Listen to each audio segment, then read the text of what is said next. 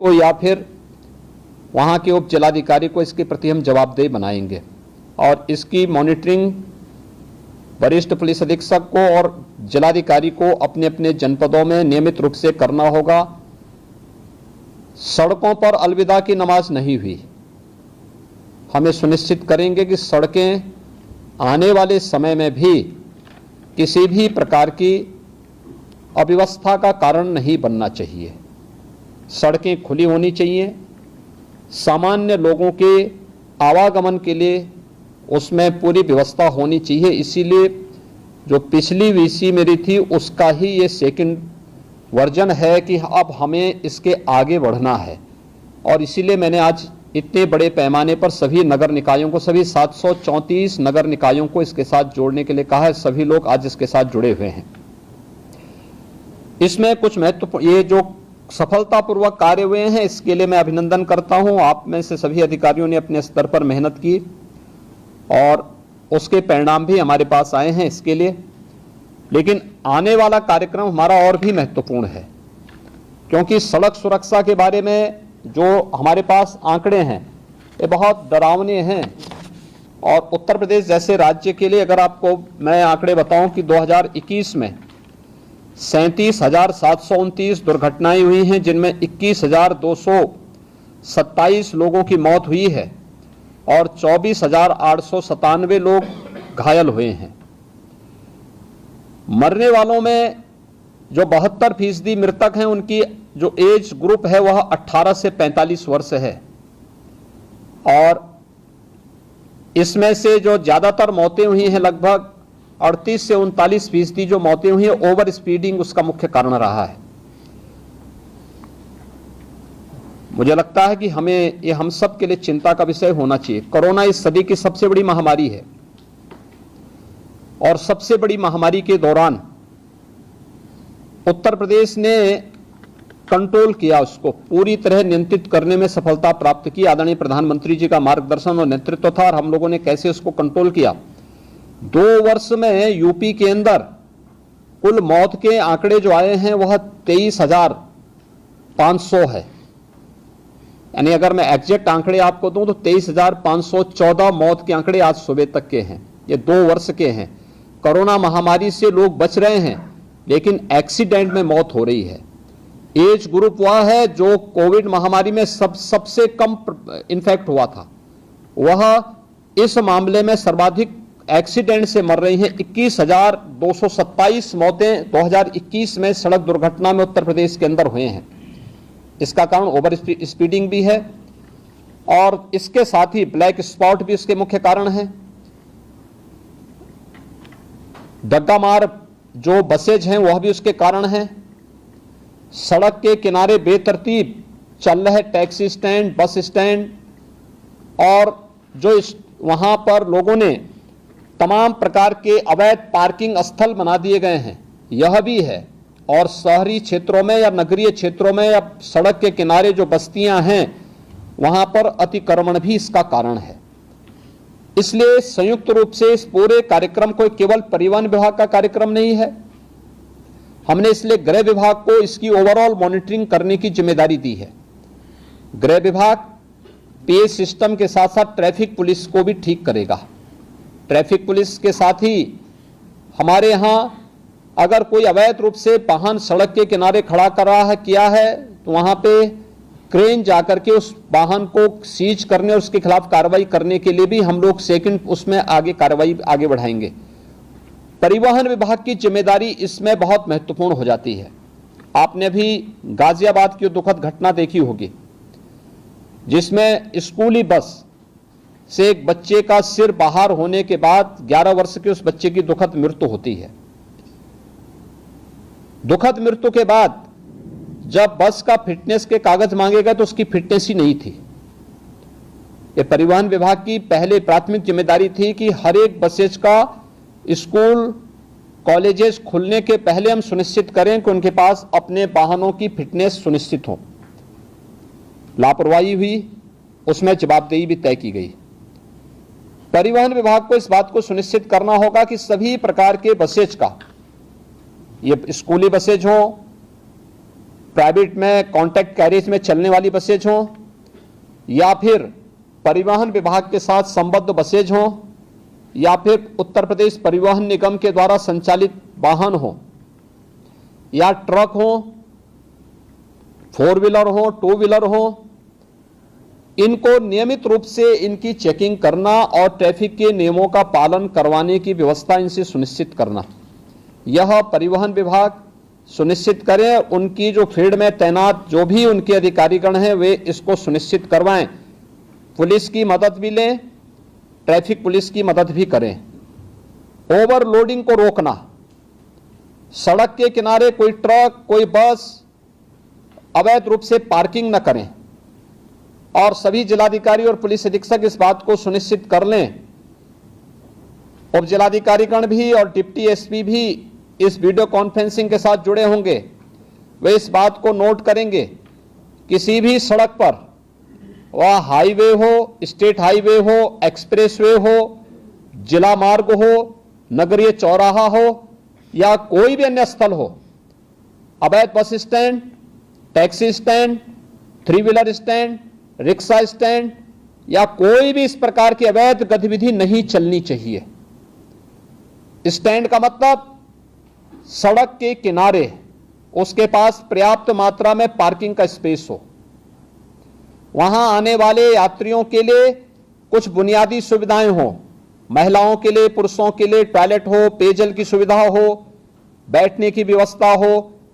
तो कोई व्यक्ति स्टैंड के नाम पर तब वहां पर प्रशासन से अनुमति लेकर के तब तो स्टैंड की फीस वसूल कर सकता है। लेकिन अगर सड़क पर कोई करता है तो उस पर अवैध रूप से संचालित इस प्रकार के सभी वो अगले 24 घंटे के अंदर बंद होने चाहिए। बंद होने के साथ ही हमें सुनिश्चित करें कि अगर कोई व्यक्ति इस तरीके के उसको करने का अभ्यस्त है तो उसमें एफआईआर लॉन्च करके, गैंगस्टर के अंदर एफआईआर लॉन्च करके उसमें फिर हमें उसकी पूरी संपत्ति को जब्त करना चाहिए। उसने इस प्रकार के अवैध वसूली से जो पैसा कमाया है वह राजकोष में वो पैसा आना चाहिए। इसकी कार्रवाई हमारी आगे बढ़ जानी चाहिए। इसलिए अवैध रूप से स्टैंड नहीं चलेंगे। लखनऊ अगर हम अयोध्या की ओर से आते हैं या बाराबंकी की ओर से आते हैं या कानपुर की ओर से आते हैं, कई कई किलोमीटर तक हम लोग देखते हैं ट्रक्स खड़े हैं हाईवे के किनारे। क्यों खड़े हैं? बहुत बार एक्सीडेंट के कारण भी बनते हैं। ये सड़क के किनारे कोई वाहन खड़ा नहीं होगा। नियमित पेट्रोलिंग करना, परिवहन विभाग और गृह विभाग इस बात को सुनिश्चित करेंगे। पेट्रोलिंग सुनिश्चित करते हुए सड़क के किनारे कोई भी इस प्रकार के वाहन खड़े नहीं होंगे, उनके लिए पार्किंग का स्पेस उपलब्ध करवाइए, अन्यथा वो सड़क पर चलते रहें। ढाबा भी अगर पार्किंग के लिए स्पेस नहीं है तो ढाबा को भी, इस प्रकार के अवैध ढाबों को भी आप सड़क के किनारे से हटाएंगे। एक्सप्रेस हाईवे हो, पीडब्ल्यूडी से जुड़े हुए मार्ग हो, नगर विकास से जुड़े हुए हो या किसी भी अन्य विभाग से जुड़े हुए मार्ग हो, अवैध अतिक्रमण इनमें से सब जगह हट जाना चाहिए। हर हाल में हम इस बात को सुनिश्चित करें। ये सभी संबंधित विभाग इसके साथ जुड़ेंगे। मुझे आश्चर्य होता है कि बच्चों को पहले स्कूलों में ट्रैफिक के नियमों के बारे में जानकारी बताई जाती थी। आज ये सभी चीजें पाठ्यक्रम से एक प्रकार से नदारद सी हो चुकी हैं। मैंने प्राथमिक शिक्षा, माध्यमिक शिक्षा, उच्च शिक्षा, इन सभी से मैंने कहा था कि हर जनपद में प्रधानाचार्यों की ट्रेनिंग का एक कार्यक्रम, मुझे विश्वास है कि सभी जगह हुआ होगा। जिन लोगों ने ट्रेनिंग ली है, विद्यालय के प्रिंसिपल होंगे, प्रधानाचार्य होंगे, प्राचार्य होंगे, वे सभी अपने अपने विद्यालयों में ट्रेनिंग के साथ साथ बच्चों में अब एक हम लोग हैंडबिल हर जनपद में सूचना विभाग की तरफ से भेज रहे हैं। इस हैंडबिल का प्रकाशन हर एक बच्चे के पास ये हैंडबिल पहुंच जाए, कॉमन मैन के पास भी पहुंचे, चौराहे पर जहां पर हमारे पब्लिक एड्रेस सिस्टम हो वहां पे भी ये पहुंचे। हमें क्या करना है, क्या नहीं करना है, अच्छा हैंडबिल बनाने का प्रयास हुआ है। बच्चों को बताने की व्यवस्था, उनको स्कूल में बताना, हम सड़क पे चल रहे हैं, हमें कैसे चलना, पैदल चल रहे हैं, कहां से हमें सड़क क्रॉस करनी है, हम टू व्हीलर में जा रहे हैं, हमें किन नियमों का पालन करना है, हम फोर व्हीलर में चल रहे हैं, हमें किन नियमों का पालन करना है, हमें टू व्हीलर फोर व्हीलर या सड़क पे चलते समय मोबाइल फोन या ईयरफोन का इस्तेमाल करना है नहीं करना है, इसके लिए क्या सावधानी बरतनी है, ये सभी चीजें सामान्य जानकारी है।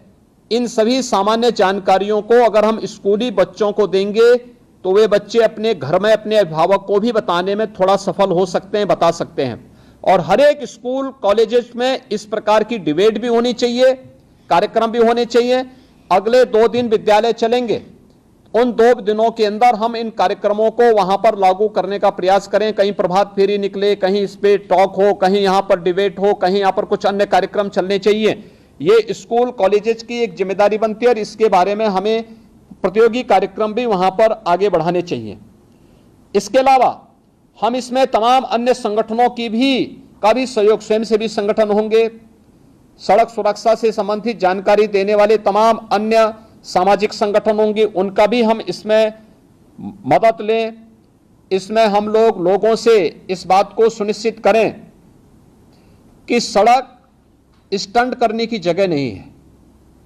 ओवर ब्रिजेज या फ्लाईओवर के ऊपर जो स्टंट होते हैं, जो युवा स्टंट कर रहे हैं अपने बाइक से, हर हाल में इसको रोकना।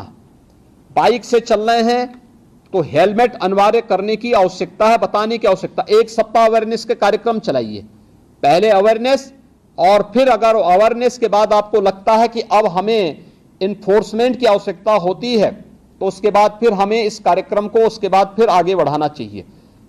इसलिए पब्लिक एड्रेस सिस्टम को सक्रिय करने और उनका उपयोग करने के लिए ही हमने इस बारे में कहा।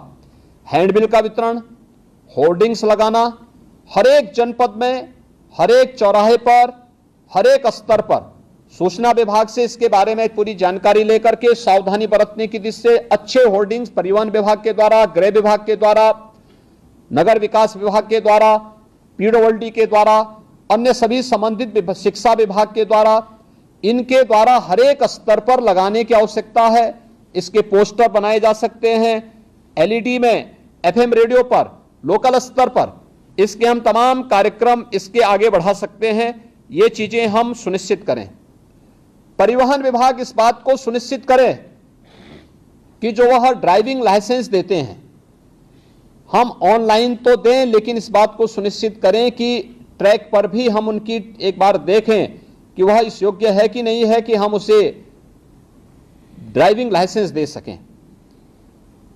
अन्यथा खैरात के भाव बांटने की वो बंद करिए और आरटीओ के कार्यालय दलालों से मुक्त हो, किसी भी प्रकार की दलाली की गतिविधि वहां न चले। इस बात को भी हर एक जनपद में जिलाधिकारी और पुलिस अधीक्षक की टीम सुनिश्चित करें। ओवरलोडिंग को रोकने की कार्रवाई, जहां से ओवरलोडिंग हो रही है उसी केंद्र पर रोकना। ऐसा नहीं कि आप सड़क पे लेके आ रहे हैं और सड़क पर लेकर आने के बाद फिर सड़क पर अवैध रूप से जाम लग रहा है, लंबा जाम में लोगों को फंसना पड़ रहा है। जहां से हो रहा है वहां से आप बोलिए कि 5 टन की क्षमता है तो उसमें 15 टन नहीं जाएगा या 10 टन नहीं जाएगा। जितनी क्षमता होगी उसी हिसाब से आप उसको रिलैक्सेशन दे सकते हैं, लेकिन उससे ज्यादा नहीं। सड़कें खराब होती हैं और फिर उसके बाद जहां मर्जी आती है वहां वो अपना ट्रक और अपना वाहन खड़ा करके शेष अन्य लोगों के भी आना जाने को पूरी तरह बाधित करते हैं। अच्छा होगा जिस दिन स्कूल कॉलेजेस बंद होंगे उस दिन हम अभिभावकों के साथ भी इस प्रकार की चर्चा करें, सड़क सुरक्षा पे चर्चा करें कि आप अपने पाले को लेके स्कूल आ रहे हैं तो कम से कम हेलमेट पहन करके आए। बाइक से आ रहे हैं हेलमेट पहन के आए, 4 व्हीलर से आ रहे हैं तो सीट बेल्ट को लगा करके आए। बच्चे को सड़क सुरक्षा के बारे में, कहां से सड़क क्रॉस करनी है इसके बारे में जानकारी दें। ऐसा नहीं कि कहीं भी वो क्रॉस कर रहा है और बिना देखे चल रहा है, चपेटे में आएगा तो उसके बाद फिर बोलने की आवश्यकता नहीं। इन चीजों को हम उसके बारे में देखें।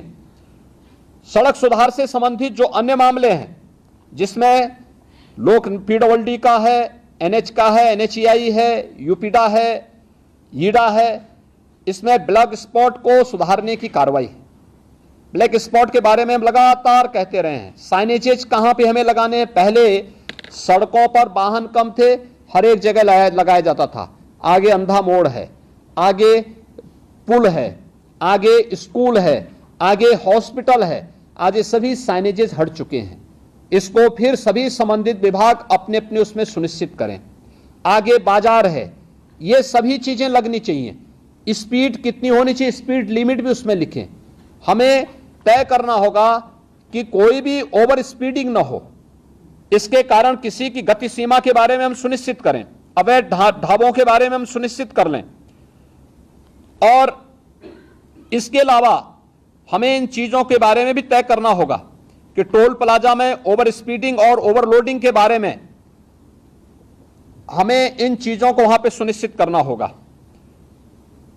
ब्रेथ एनालाइजर को भी उपयोग करके चालकों के परीक्षण की कार्रवाई को करना। खनन विभाग के साथ मिलकर के हमें जनपद के अंदर इल्लीगल माइनिंग को रोकना और इल्लीगल माइनिंग के साथ साथ ओवरलोडिंग को भी उसके साथ रोकना है। जिलाधिकारी, पुलिस अधीक्षक माइनिंग विभाग के साथ मिलकर के इसको सुनिश्चित करेंगे हर जनपद में कि इल्लीगल माइनिंग भी नहीं होनी है और ओवरलोडिंग भी रोकना है। पहले अवेयरनेस के कार्यक्रम करें और वहां पे उसके पहले जहां से शुरू हो रहा वहीं से आप इस कार्यक्रम को शुरू कर देंगे।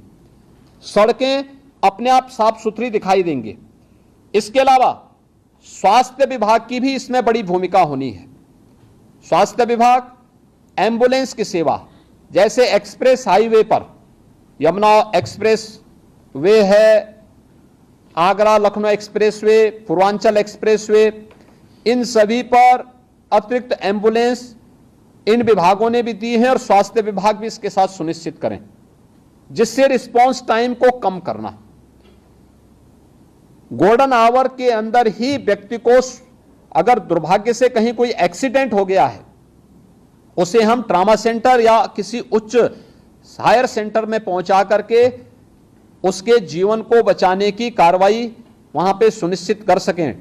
ट्रेन्ड मैन पावर, हेल्थ विभाग को मैंने कहा था, इन सभी एक्सप्रेस हाईवे से जुड़े हुए विभागों को ही मैंने कहा था कि वे इस चीज को सुनिश्चित करें।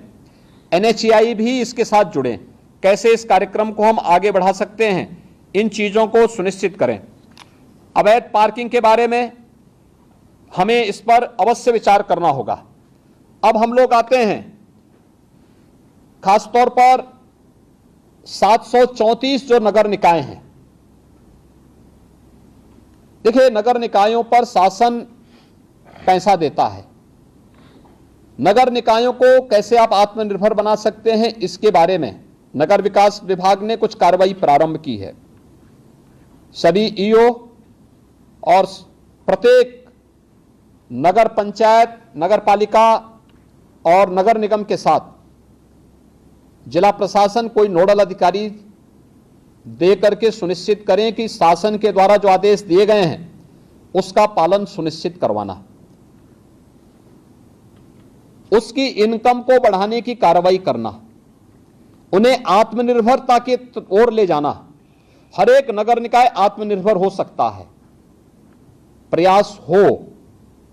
वर्षों से जमे हुए बाबुओं को थोड़ा इधर उधर भी हटाइए, जंग लग चुकी है उन पे और जंग अपने आप हटेगी, इसलिए उसको आप ठीक कर देंगे तो उसको स्थानीय स्तर पर इस कार्रवाई को करना। अवैध स्टैंड जितने भी होंगे इसको हटाने की कार्रवाई एक अगले 24 घंटे के अंदर अवैध स्टैंड तो हम हर हाल में हटा दें। कहीं भी अवैध स्टैंड नहीं चलने चाहिए, कहीं भी, हाईवे पर, एक्सप्रेसवे पर, स्टेट हाईवे पर, नगर निकाय के अंदर कहीं भी नहीं चलने चाहिए, किसी जिला मार्ग पर कहीं भी ना चले। इस बात को हम सुनिश्चित करें और जहां चलने हैं उसके लिए स्पेस उपलब्ध कराइए।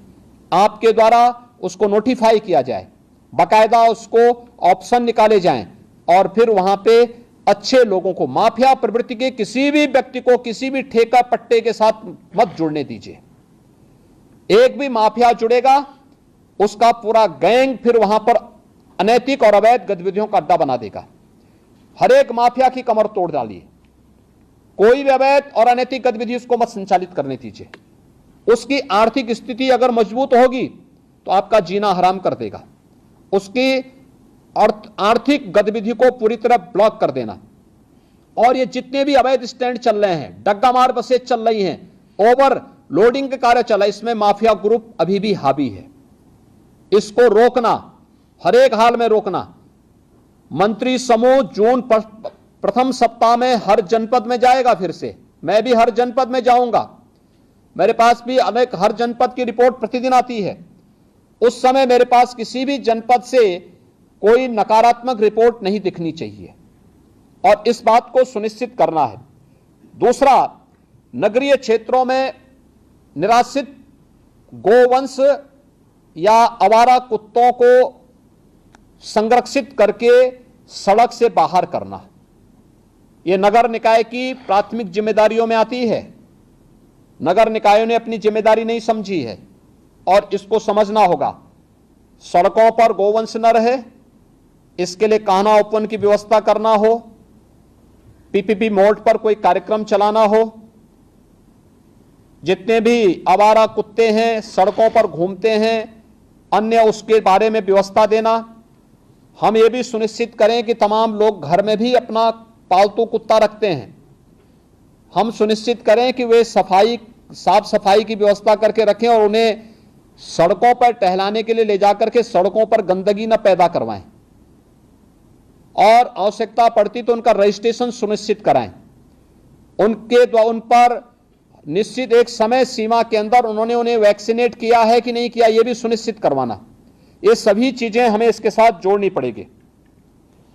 नगरीय क्षेत्रों में स्ट्रीट लाइट की व्यवस्था ठीक करना, समय पे स्ट्रीट लाइट जुड़े, ऑटो मोड पर रहे, सुबह होते ही अपने आप बंद हो, एक ऑटो मोड पर उसको चलाएं और साफ सफाई की व्यवस्था सुनिश्चित करना। नगरीय क्षेत्रों में यह साफ सफाई दिखनी चाहिए, पॉलीथीन फ्री होना चाहिए, कोई पॉलीथीन का उपयोग न हो। आधी समस्या मुझे याद है, जब प्लास्टिक लोग उपयोग करते थे, किसी भी नगर में हम सफाई कितनी भी कर लें, हवा का एक झोंका आता था, उतना ही कचरा फिर से दिखाई देने लगता था।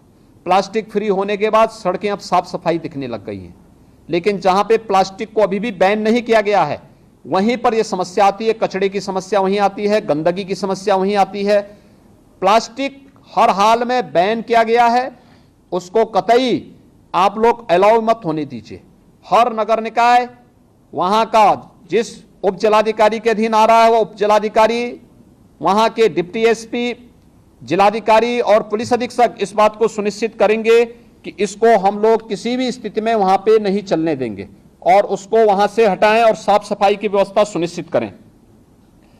आईटीएमएस 17 के 17 नगर निकाय जो नगर निगम हमारे हैं, इसमें आईटीएमएस 10 में स्मार्ट सिटी मिशन के अंतर्गत है तो बन चुका है या बन रहा है, से 7 में राज्य सरकार, राज्य शासन की ओर से, नगर विकास की ओर से आईटीएमएस बनना है। आईटीएमएस को सेफ सिटी के साथ जोड़ना, गृह विभाग के साथ जोड़ना और सभी नगर 17 के 17 नगर निगमों के साथ साथ नोएडा, ग्रेटर नोएडा में भी हम इसको सुनिश्चित करवा लें कि इसको हम सेफ सिटी के साथ जोड़ेंगे और सेफ सिटी मिशन के अंतर्गत हम इस कार्यक्रम को आगे बढ़ाएंगे।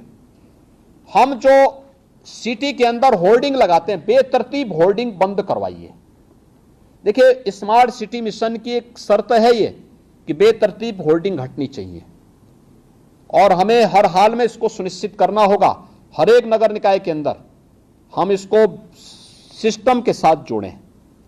हम वहां पर इस बात को सुनिश्चित करें कि कहां पे हमारी होर्डिंग लगनी है, कहां पे हम लोग उसको स्क्रीन के साथ जोड़ सकते हैं, कहां पर हम उसको अन्य उसके साथ जोड़ सकते हैं, जिससे नगर के अंदर घुसते ही अच्छा दिखाई दे। कोई भी नगर निकाय ऐसा होना चाहिए जो आपका वहां की स्वच्छता ही वहां का पहला प्रतीक बन जाए। नगर निकाय के कार्यालय, वहां का भवन उस पूरे नगर निकाय के बारे में एक जानकारी दे सके, इसलिए उस पर ध्यान देना। उन वहां को जोड़ने वाली सड़कों को ठीक रखना, उसके सुंदरीकरण की प्लानिंग करना, उसको बेहतर तरीके से आगे बढ़ाना, जेब्रा क्रॉसिंग के निर्माण की कार्रवाई को सुनिश्चित करना। पूरे स्टेट के अंदर हम इस सुनिश्चित करें और खासतौर पर नगर निकाय के अंदर उससे जुड़े हुए अन्य मार्गों पर भी कि जो हमारे स्पीड ब्रेकर बनते हैं सड़कों पर, एक कमर तोड़ू न बनाए, एक टेबल टॉप स्पीड ब्रेकर बने। अगर कोई बीमार व्यक्ति है उसको भी परेशानी नहीं होगी, लेकिन साथ साथ हम अगर मार्किंग करते हैं वहां पर तो स्पीड अपने आप लिमिट हो जाती है। लेकिन जब वह कमर तोड़ू बनाते हैं तो कोई बीमार व्यक्ति जा रहा है उसके लिए बड़ा, या कोई बच्चा है, कोई गर्भवती महिला है, उसके लिए खतरनाक हो सकता है।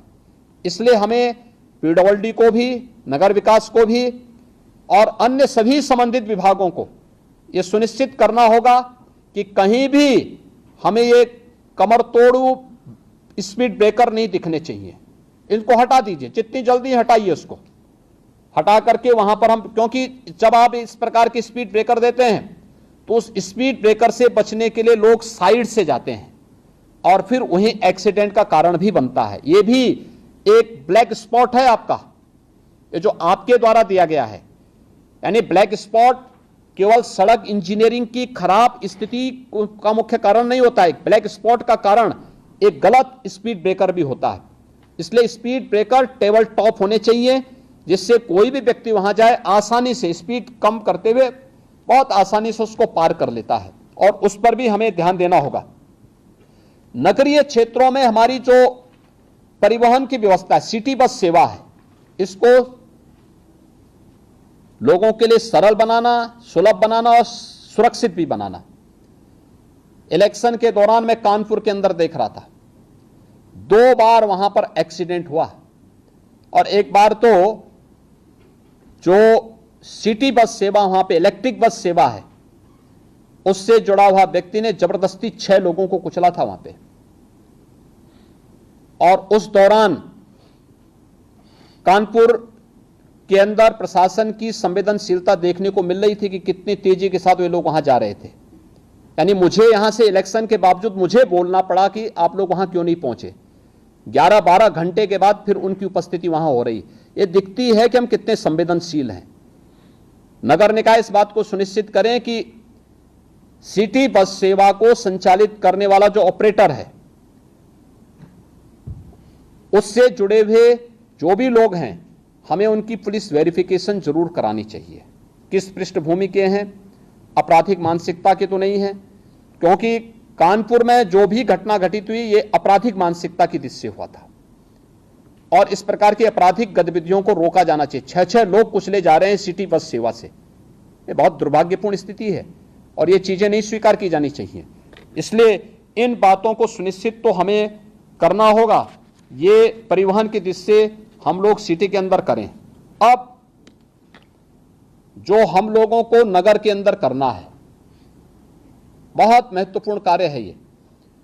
2 कार्यों के लिए हर एक नगर निकाय के अंदर, बड़े नगर निगम है, जिलाधिकारी, पुलिस अधीक्षक, व्यापार मंडल के साथ अलग अलग बैठक करें,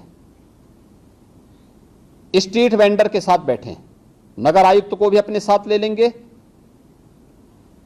एडीएम सिटी होंगे, सिटी मजिस्ट्रेट होंगे, एसपी सिटी होंगे, इनको भी अपने साथ ले लेंगे और इनके साथ बैठक करके, अलग अलग क्रम में बैठक करके हमें सुनिश्चित करें कि कोई भी व्यापारिक प्रतिष्ठान सिटी के अंदर अपनी परमिसेस के अंदर ही रहेगा, उससे बाहर न हो। सड़कें खाली दिखनी चाहिए। सड़क में लोग अपना अंदर का सामान सड़क पे रख करके नहीं बेचेंगे, किसी को भी हम सुनिश्चित करवाएंगे। और अपनी परमिसेस में रह करके हम पहले बातचीत करें, संवाद बनाएंगे। इस संवाद के दौरान हमें इस बात के लिए भी उनको तैयार करना होगा। 2 चीजें हो सकती हैं, हर एक क्षेत्र में अलग अलग व्यापार मंडल होते हैं, उनको भी विश्वास में लीजिए, उनके साथ बैठना, संवाद बनाना और उनसे 2 अनुरोध करना। एक, सुरक्षा के बारे में, रात्रि के लिए अगर गार्ड वे लोग भी रख सकें, वे 500-600 दुकानें हैं, अगर वे लोग महीने में 100-100 रुपया भी जमा करेंगे तो 500 रुपये में एक बड़ी राशि खड़ी हो सकती है। 2 गार्ड वे लोग रात्रि के लिए खड़ी कर सकते हैं और उनको पुलिस से वेरिफिकेशन अगर आप करा देंगे, पुलिस के साथ उनकी तालमेल होगी तो रात्रि के लिए। दूसरा, सीसीटीवी कैमरा, बड़े प्रतिष्ठान में सीसीटीवी कैमरा लगाना। हर बैंक में, हर वित्तीय संस्थान में, हर बड़े व्यावसायिक प्रतिष्ठान में सीसीटीवी कैमरे की आवश्यकता और इसको उनके साथ लगवाना। दूसरा, व्यापारिक गतिविधि अपने प्रेमिसेस के अंदर ही होगा, बाहर सड़क पे नहीं। सड़क में सामान फेंक करके फैला करके लोग जो बेचते हैं, इसको हर हाल में अगले एक सप्ताह के अंदर हमें इसे समेटना होगा और वे अपने प्रेमिसेस के अंदर करेंगे। पार्किंग की व्यवस्था सुनिश्चित करना हर एक जगह, सड़कों पर पार्किंग ना हो, 2 व्हीलर 4 व्हीलर या बसेज खड़ी करने की जो परंपरा है इसको रोकें। कॉमन मैन को चलने के लिए सड़क आप दीजिए। दूसरा, स्ट्रीट वेंडर के साथ संवाद बनाना। जितने स्ट्रीट वेंडर हैं प्रदेश के अंदर, हमने लगभग 8 लाख स्ट्रीट वेंडर ऐसे हैं जिस स्ट्रीट वेंडर को हम लोगों ने पीएम स्वनिधि की योजना के अंतर्गत जोड़ा है। मेरा मानना है प्रदेश के अंदर स्ट्रीट वेंडर की संख्या लगभग 15 लाख से के आसपास है। ये सभी स्ट्रीट वेंडर के साथ बैठना, अलग अलग मार्केट में अलग अलग स्ट्रीट वेंडर का ग्रुप काम करता है। कोई रेलवे स्टेशन के पास करता है, कुछ बस स्टैंड के पास काम करता है, कोई अन्य जगह काम करता है। ये स्ट्रीट वेंडर के साथ भी बैठने की व्यवस्था करना और स्ट्रीट वेंडर के साथ बैठक करके इनके व्यवस्थित पुनर्वास को सुनिश्चित करना। मैंने पहले भी कहा था, हर एक स्ट्रीट वेंडर का रजिस्ट्रेशन आप सुनिश्चित करवा दीजिए। हर एक स्ट्रीट वेंडर का अगर रजिस्ट्रेशन है तो उसका व्यवस्थित पुनर्वास भी करना। व्यवस्थित पुनर्वास, नगर निकाय की तमाम लैंड खाली पड़ी होंगी, वहां पर आप ले जाइए और वहां पर उन लोगों को सुनिश्चित करिए। सड़क के किनारे न हो, पटरी के किनारे न हो, नाली के किनारे कुछ भी नहीं होना चाहिए। मैं देख रहा हूं बहुत सारे नगर निकायों में बाहर से आने वाले तमाम लोगों ने डेरा जमा लिया है। उन्होंने झोपड़ी बना ली है नालियों के ऊपर और वहां पर अवैध रूप से वे लोग रह रहे हैं और उसमें से बहुत सारे लोग तो अवैध गतिविधियों में भी लिप्त हैं। खासतौर पर जो डकैती की घटनाएं होती हैं, याद करिए अभी हम लोगों ने लखनऊ में 2 वर्ष पहले जो रैकेट पकड़ा था वो रैकेट था बांग्लादेश का, और वही लखनऊ में डकैती डाला था। लखनऊ के बाद फिर अलीगढ़ में डाला था, अलीगढ़ के बाद फिर उसका हाथरस में, फोन उसका हमारे सर्विलांस में आ गया था और फिर उसका एक व्यक्ति, उसके साथ का एक व्यक्ति बांग्लादेश वापस भी पहुंच गया था। यानी 3 जगह हत्या करके डकैती डालने के बाद उनमें से एक व्यक्ति बांग्लादेश पहुंच गया, एक व्यक्ति बाद में हमारे हत्थे भी चढ़ा था। यानी ये चीजें दिखती हैं कि हम लोग कैसे आंखें बंद करके चलते हैं। सड़क के किनारे कौन डाल रहा है झोपड़ी, कोई पता नहीं होता हम लोगों को। लोकल स्तर पर जवाबदेही सुनिश्चित करें, नगर निकाय अपना एक अधिकारी तैनात करें और पुलिस की जो लोकल पुलिस है, लोकल थाना, उसकी जवाबदेही सुनिश्चित करें। एक बार अतिक्रमण हट गया है, व्यवस्थित पुनर्वास हो गया, दोबारा अगर कोई झोपड़ी डाल रहा है, दोबारा कोई वहां पे अतिक्रमण कर रहा है, उसी समय उसके खिलाफ कार्रवाई सुनिश्चित करिए। जो व्यक्ति पुलिस का हो, नगर निकाय का हो, उस क्षेत्र में स्वच्छता के साथ जुड़ा होगा या उस क्षेत्र का इंस्पेक्टर होगा, कोई तो सुपरवाइजर होगा, कोई तो होगा। ऐसा तो है नहीं कि नगर निकाय इतना बड़ा उसके पास मैन पावर है और उसका कोई व्यक्ति सुपरविजन करने वाला नहीं है। यह हम सुनिश्चित करें कि कोई भी व्यक्ति फिर से वहां पर वो ना करने पाए। अवैध गतिविधियों का केंद्र बिंदु नगर निकाय के किनारे, सड़क के किनारे झोपड़ी डाल करके दिन भर वहां पर लोग अपनी तमाम गतिविधियों को संचालित कर रहे हैं, ये कतई नहीं हो सकता। और संवाद बना करके जो पहले से चले आ रहे स्ट्रीट वेंडर हैं, संवाद बनाइए और फिर उनको 2, 3, 4 स्थान दिखाइए। तमाम स्पेस हैं आपके पास, उन स्पेस में से किसी एक जगह व्यवस्थित पुनर्वास करिए। उनके लिए छोटे छोटे अगर आप लोग वहां पे दुकानें बना सकते हैं, कुछ अच्छे मॉडल खड़ा कर सकते हैं, उनको एक निश्चित किराए के साथ महीने में आप 50 रुपये 100 रुपये, नगर निकाय की इनकम भी बढ़ेगी, सफाई कर्मी दे दीजिए और वे व्यवस्थित रूप से वहां बसेंगे। सब्जी मंडी है या कोई भी इस प्रकार की मंडी है, उसको भी व्यवस्थित रूप से करना, सफाई के साथ जोड़ना, एक सिस्टम के साथ जोड़ना, अपनी परमिसेस में ही उसकी अनुमति देना। कहीं ट्रांसपोर्ट नगर है, ट्रांसपोर्ट नगर जहां है वहीं से ट्रांसपोर्ट की गतिविधि हो। सिटी के अंदर कब आना है, कब उन्हें अपलोड करना है, कब डाउनलोड करना है, इन सभी चीजों को एक निश्चय उसके साथ आप बना करके तय करें और संवाद बना करके तय करें। व्यापार मंडल को विश्वास में लीजिए, चैम्बर ऑफ इंडस्ट्रीज को लीजिए, चैम्बर ऑफ ट्रेडर्स को विश्वास में लीजिए, स्ट्रीट वेंडर को व्यवस्थित पुनर्वास के लिए उनको विश्वास में लीजिए और देखना चाहिए कि अगले 15 दिन के अंदर प्रदेश के अंदर कोई भी नगर निकाय के अंदर हम जाएं, कोई माननीय मंत्री जाएं तो साफ सुथरा दिखना चाहिए, एक सिस्टम दिखना चाहिए, स्वतःस्फूर्त भाव के साथ गतिविधियां चलती हुई दिखाई देनी चाहिए। स्मार्ट सिटी के पीछे प्रधानमंत्री जी की जो मंशा है कि हमारी सिटी कैसे दिखनी चाहिए, उस प्रकार की मंशा को आप वहां पे पूरा कर सकते हैं। और इसको लागू करने के लिए आज मैंने ये वीडियो कॉन्फ्रेंसिंग में आप सबको बुलाया है और इसमें हर एक स्तर के अधिकारी की जवाबदेही सुनिश्चित होगी, इस बात को सुनिश्चित करेंगे। एक जो मामला मेरे पास आ रहा है जो बहुत गंभीर मामला है, इसको आप सुनिश्चित करेंगे।